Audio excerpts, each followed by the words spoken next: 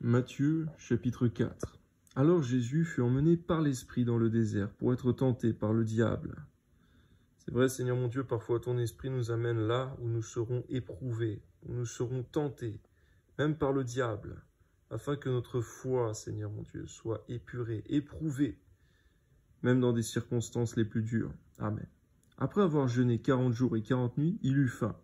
Le tentateur, c'est-à-dire le diable, s'étant approché, lui dit « Si tu es le Fils de Dieu, ordonne que ces pierres deviennent du pain. » Merci Seigneur mon Dieu, parce que on va voir que Jésus n'obéit pas aux provocations du diable, mais il obéit, Seigneur mon Dieu, à ce que toi tu lui demandes, et non à ce que le diable lui demande. Amen.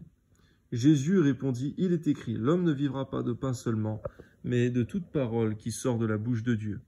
Le diable le transporta de la ville sainte, le plaça sur le haut du temple, et lui dit, si tu es le Fils de Dieu, jette-toi en bas, car il est écrit, il donnera des ordres à ses anges à ton sujet, et ils te porteront sur les mains de peur que ton pied ne heurte contre une pierre. Jésus lui dit, il est aussi écrit, tu ne tenteras point le Seigneur ton Dieu. C'est vrai que vouloir se donner la mort soi-même ou s'exposer soi-même à la mort, c'est de la folie. Et ça s'appelle tenter Dieu, et ce n'est pas convenable à ta parole. Merci Seigneur, parce que ta parole a eu encore le dernier mot. Le diable le transporta encore sur une montagne très élevée, lui montra tous les royaumes de la terre et leur gloire. Et il lui dit, je te donnerai toutes ces choses si tu te prosternes et m'adores. Jésus lui dit, retire-toi, Satan, car il est écrit, tu adoreras le Seigneur, ton Dieu, tu le serviras lui seul. Amen. Alors le diable laissa, et voici les anges vinrent auprès de Jésus et le servaient.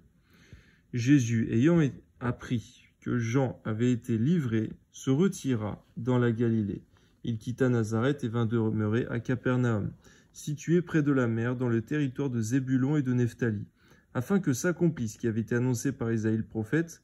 Le peuple de Zabulon et de Nephtali, de la contrée voisine de la mer, du pays d'au-delà du Jourdain, de la Galilée des gentils, ce peuple assis dans les ténèbres a vu une grande lumière. Et ceux qui étaient assis dans la région de l'ombre de la mort, la lumière s'est levée. Dès ce moment, Jésus commença à prêcher et à dire « Repentez-vous, car le royaume des cieux est proche. » Comme il marchait le long de la mer de Galilée, il vit deux frères, Simon appelé Pierre et André, son frère, qui jetaient un filet dans la mer, car ils étaient pêcheurs. Il leur dit « Suivez-moi, et je vous ferai pêcheurs d'hommes. » Aussitôt ils laissèrent les filets et le suivirent.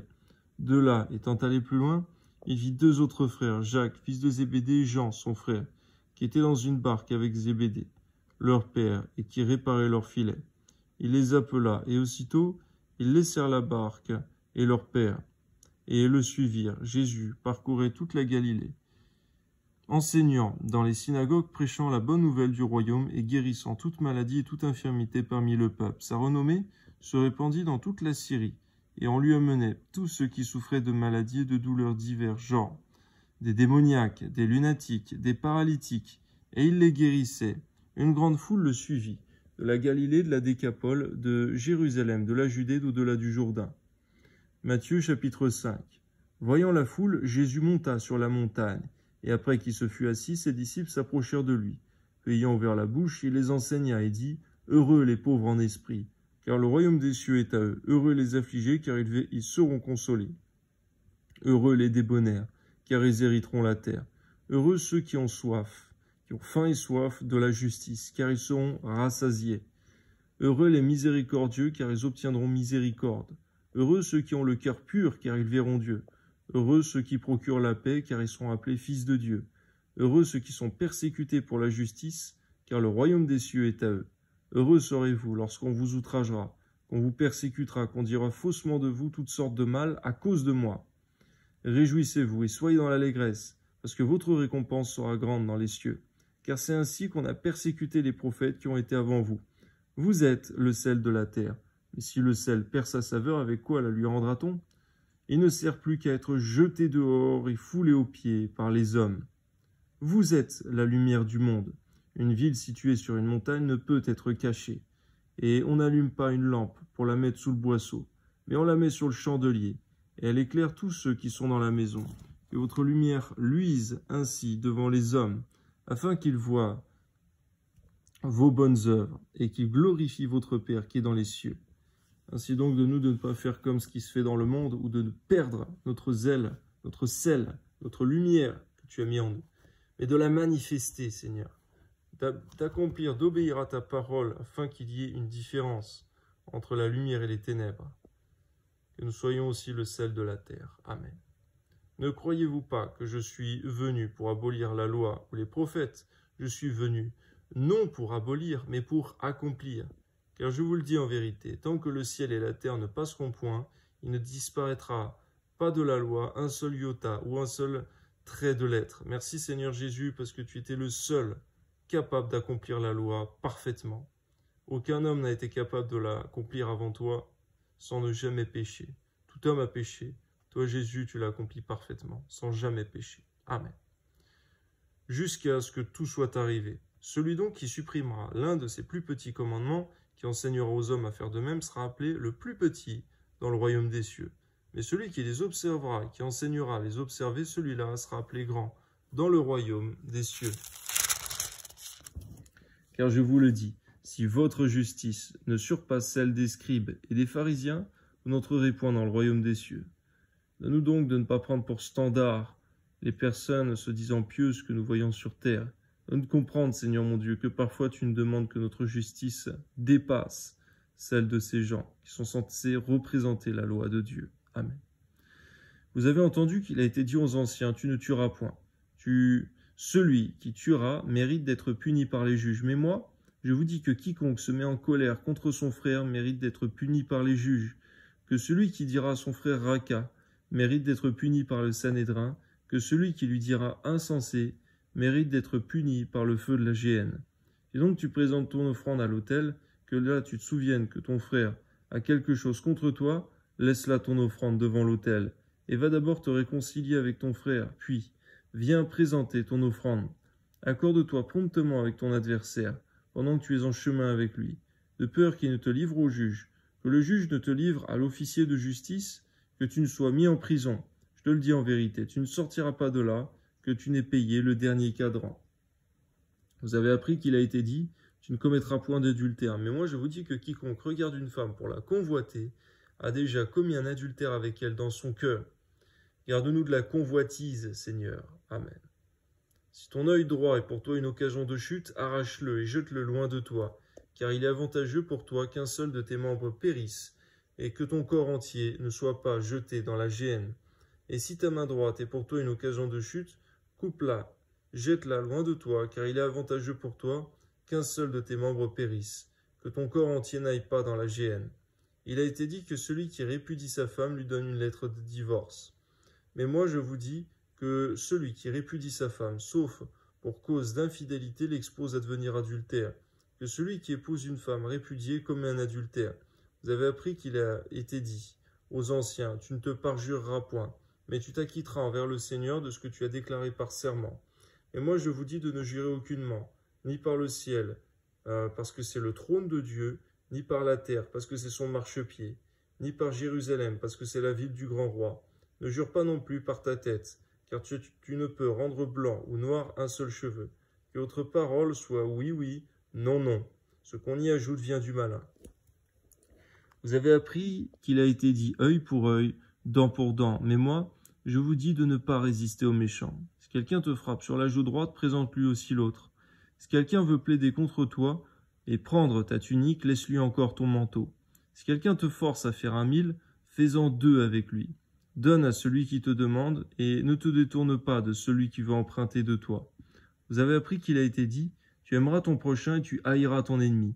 Mais moi je vous dis, aimez vos ennemis, bénissez ceux qui vous maudissent, faites du bien à ceux qui vous haïssent et priez pour ceux qui vous maltraitent et qui vous persécutent, afin que vous soyez fils de votre Père qui est dans les cieux.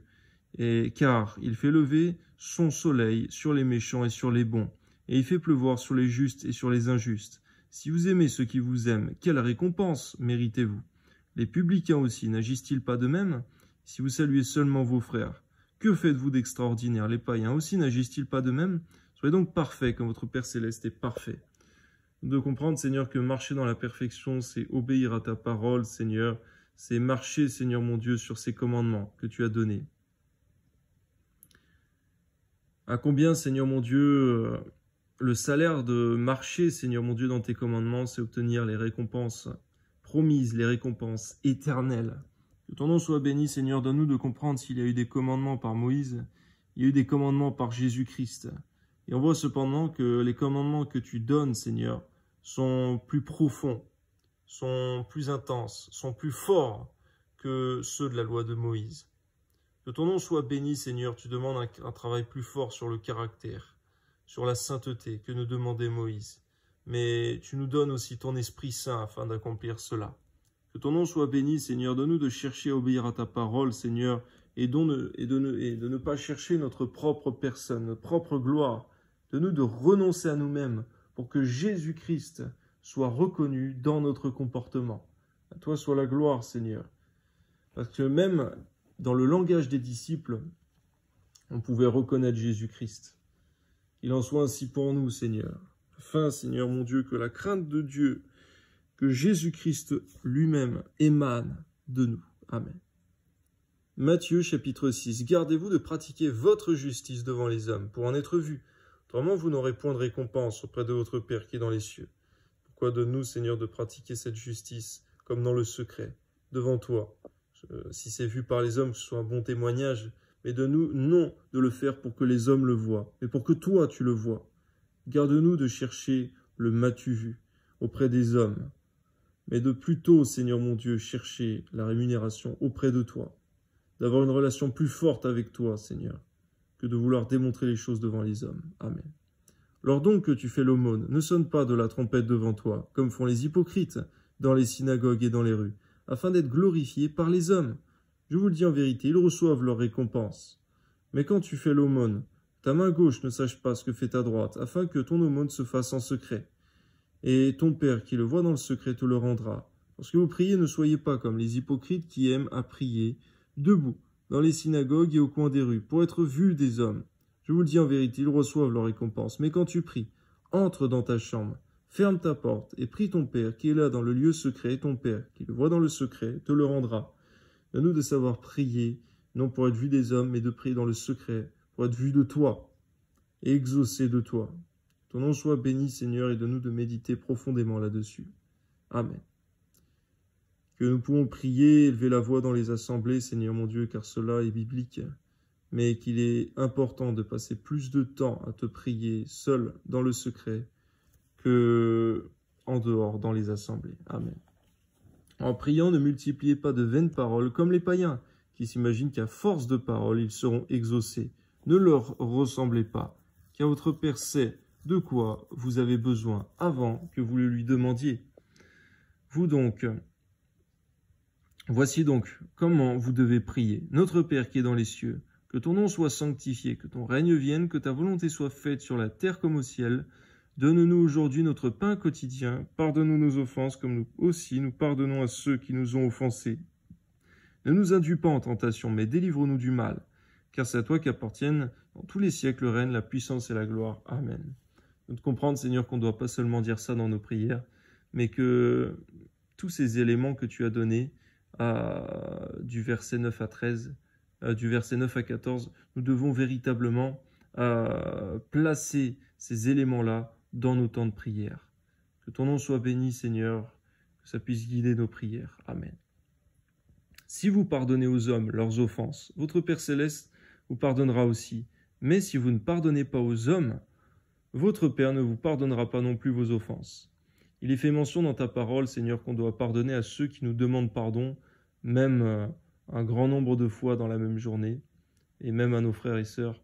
Mais il est fait mention aussi de pardonner aux hommes leurs offenses, sans condition, de savoir pardonner tout simplement, de pardonner déjà dans nos cœurs, Seigneur, toutes les offenses qu'on nous a faites, et de ne pas garder rancune, ni d'amertume, que rien de cela ne pousse dans nos cœurs, car la fin de ces choses, c'est la mort éternelle, la mort du corps, de l'âme et de l'esprit déjà même sur terre. Donne-nous donc de pardonner, et si on n'y arrive pas, demander ta grâce, dans la prière, dans les larmes et même dans le jeûne, de demander la guérison, car c'est toi qui ordonnes le pardon dans tes commandements, afin d'hériter le ciel de gloire et d'être soi-même pardonné de ses péchés. Amen. Lorsque vous jeûnez, ne prenez pas un air triste, comme font les hypocrites qui se rendent le visage tout défait pour montrer aux hommes qu'ils jeûnent. Je vous le dis en vérité, ils reçoivent leur récompense. Donne-nous donc de ne pas chercher à recevoir notre récompense sur terre, sinon on n'aura pas de récompense au ciel. Amen. Mais quand tu jeûnes, parfume ta tête et lave ton visage, afin de ne pas montrer aux hommes que tu jeûnes, mais à ton Père qui est là, dans le lieu secret. Et ton Père qui le voit dans le secret te le rendra. Ne vous amassez pas des trésors sur la terre, où la teigne et la rouille détruisent, et où les voleurs percent et dérobent. Mais amassez-vous des trésors dans le ciel, où la teigne et la rouille ne détruisent point, et où les voleurs ne percent ni ne dérobent. Car là où est ton trésor, là aussi sera ton cœur. L'œil est la lampe du corps. Si ton œil est en bon état, tout ton corps sera éclairé. Mais si ton œil est en mauvais état, tout ton corps sera dans les ténèbres. Si donc la lumière qui est en toi est ténèbres, combien seront grandes ces ténèbres? Nous devons veiller que la lumière de Dieu soit toujours dans nos cœurs, dans nos êtres, dans nos âmes. Et que jamais les ténèbres du dehors, les ténèbres du diable, les ténèbres des faux raisonnements, des mauvaises pensées, du péché, ne soient en nous. Mais que véritablement on puisse être rempli de ta parole, de ta lumière glorieuse, de ta puissance. Amen. Nul ne peut servir deux maîtres, car ou il haïra l'un et aimera l'autre, ou il s'attachera à l'un et méprisera l'autre. Vous ne pouvez servir Dieu et Mammon. C'est vrai, il est fait mention de Dieu et du diable, et qu'on ne peut pas servir les deux maîtres. On doit soit servir l'un, soit servir l'autre. Donne-nous de savoir, Seigneur mon Dieu, te servir, de te donner l'exclusivité dans notre service. Amen. C'est pourquoi je vous le dis. Ne vous inquiétez pas pour votre vie de ce que vous mangerez, ni pour votre corps de quoi vous serez vêtu. La vie n'est-elle pas plus que la nourriture, et le corps plus que le vêtement? Regardez les oiseaux du ciel, ils ne sèment ni ne moissonnent, ils n'amassent rien dans des greniers, et votre Père céleste les nourrit. Ne valez-vous pas beaucoup plus qu'eux? Qui, de par ses inquiétudes, peut ajouter une coudée à la durée de sa vie? Et pourquoi vous inquiétez au sujet des vêtements? Considérez comment croissent les lys des champs. Ils ne travaillent ni ne filent. Cependant, je vous dis que Salomon même, dans toute sa gloire, n'a pas été vêtu comme l'un d'eux. Si Dieu revêt ainsi l'herbe des champs, qui existe aujourd'hui, qui demain sera jetée au four, ne vous vêtira-t-il pas? À plus forte raison, gens de peu de foi? Ne vous inquiétez donc point, et ne dites pas, que mangerons-nous? Que boirons-nous? De quoi serons-nous vêtus? Car toutes ces choses, ce sont les païens qui les recherchent. Votre Père céleste sait que vous en avez besoin. Cherchez premièrement le royaume et la justice de Dieu, et toutes ces choses vous seront données par-dessus. Ne vous inquiétez donc pas du lendemain, car le lendemain aura soin de lui-même, à chaque jour suffit sa peine. C'est un commandement que tu donnes, c'est de ne pas s'inquiéter au sujet du lendemain. Et qu'est-ce que cela est rassurant pour les enfants de Dieu, pour les chrétiens, pour ceux qui ont fait alliance avec toi, par le sacrifice, par le sang de Jésus. Merci Seigneur mon Dieu, parce que par cela même, Seigneur mon Dieu, tu nous mets à cœur que si on continue de s'inquiéter pour la justice de Dieu, pour le royaume de Dieu, si c'est notre premier souci, eh bien véritablement c'est une promesse. Eh bien nous sommes dans ta main. Et véritablement, Seigneur mon Dieu, si nous t'obéissons, si nous marchons dans tes voies, Seigneur mon Dieu, dans ce que ta parole demande, eh bien nous réussirons dans tout ce que nous faisons. Alors, nous aurons, Seigneur, ta providence. Alors, nous ne manquerons de rien. Que ton nom soit béni. Et même si nous passons par des moments difficiles, eh bien, comme tu l'écris, tu le dis dans ta parole, cette fois le juste tombe, mais Dieu le relève. Tandis que les méchants sont précipités dans le malheur. Il y a bien une récompense pour les justes et un jugement pour les méchants. Donne-nous de savoir méditer là-dessus que même les oiseaux, tu les nourris. Même les lys des champs, tu les revêts, même mieux que Salomon, dans toute sa gloire humaine.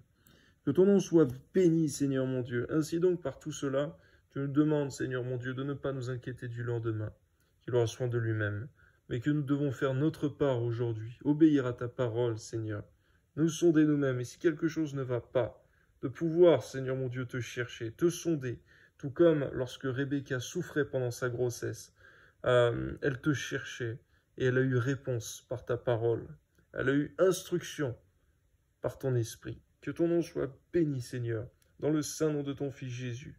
Toi soit la gloire, bénis chacun de tes enfants. Et s'ils passent par des moments difficiles, je te prie, Seigneur, que tu leur accordes un miracle, que tu puisses déjà conforter leur cœur, parce que ta parole, Seigneur mon Dieu, amène vers le fait d'être rassuré. Que ton nom soit béni, Seigneur. Tu mets aussi à cœur comme lorsque tu parles de Marthe et de Marie, qu'il y en a une qui a pris la bonne part et pas l'autre.